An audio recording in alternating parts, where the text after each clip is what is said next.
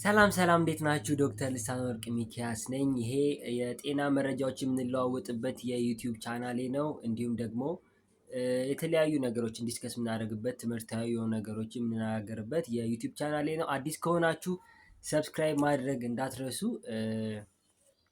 ከወደዳችሁት ላይክ አድርጉት። ይጠቅማል ብላችሁ ካሰባችሁ ደግሞ ለዘመድ ወዳጆቹ ሼር በማድረግ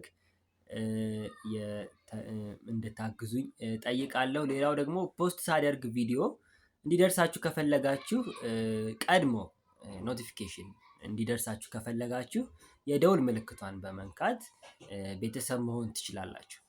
ዛሬ የምንነጋገረው ስትሮክ ስለሚባል የነርቭ ህመም ነው።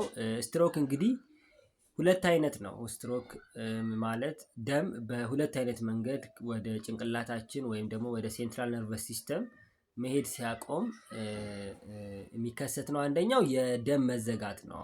ደም መድረስ ያለበት ደም አልደርስ ሲል ወይም የቱቦዎች መዘጋት ወይም የቱቦዎች መጥበብ የደም ቧንቧዎች መጥበብ ሲሆን፣ ሌላኛው ደግሞ መፍሰስ ነው። ደም በተለያየ ምክንያት ከደም ቧንቧዎች በመፍሰስ የሚፈጠር ህመም ነው።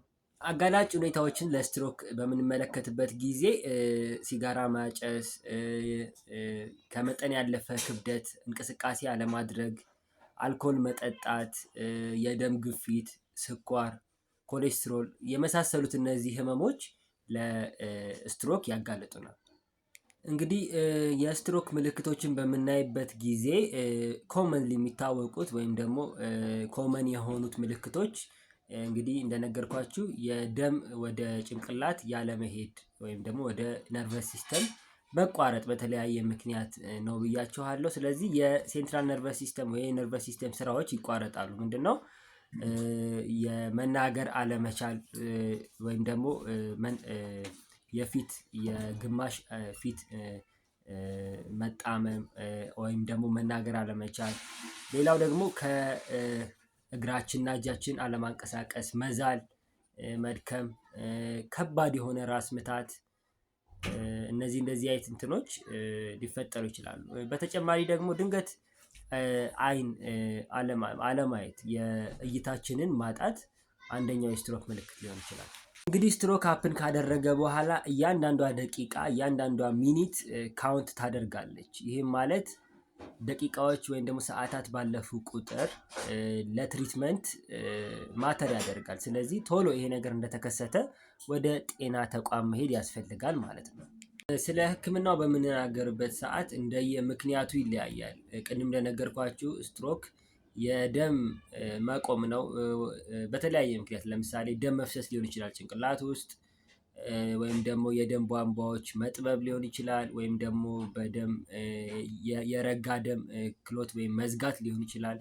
ስለዚህ እንደየ ምክንያቶቹ ይለያያል ህክምና ማለት ነው። ስለዚህ ነገር ግን የሚለየው ምንድነው? ስትሮክ ህክምናው ትዕግስትና አንዴ ህክምና ከጀመርን በኋላ ወዲያው ለውጥ ላናገኝ እንችላለን።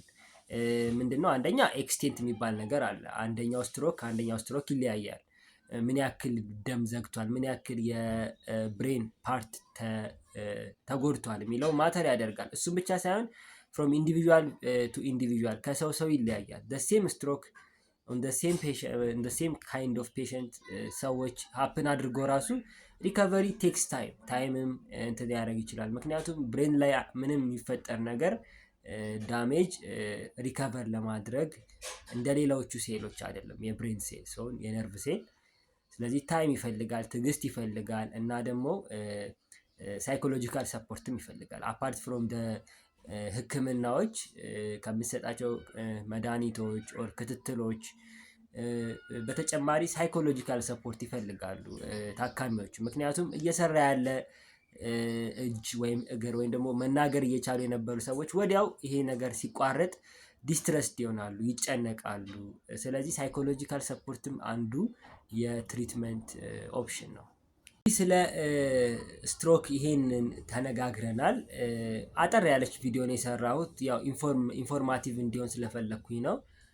ምንድነው ዋናው መልእክት እንድትወስዱ የምፈልገው እነዚህ ምልክቶች ልክ ሲፈጠሩ ስትሮክን ቶሎ አስበው በተለይ ያስቀመጥናቸው አጋላጭ ሁኔታዎች ካሉ ቀደም ብለው ካሉ ቶሎ ወደ ጤና ተቋም መውሰድ ያስፈልጋል። ምክንያቱም እያንዳንዱ ሚኒት ካውንት ስለሚያደርግ ማለት ነው። ዲያግኖሲስ ተደርጎ ትሪትመንት እስኪጀመርበት ጊዜ ድረስ ያለችዋ ታይም በጣም ወሳኝ ናት እና ስለዚህ እሱን እንድናደርግ ነው የፈለኩት። ሌላው ደግሞ ስትሮክ ታማሚ ወይም ደግሞ ህመም የደረሰበት ቤተሰብ፣ ጓደኛ፣ ዘመድ ካላችሁ ደግሞ ህክምናው እንደነገርኳችሁ ትዕግስት የሚፈልግ ነው።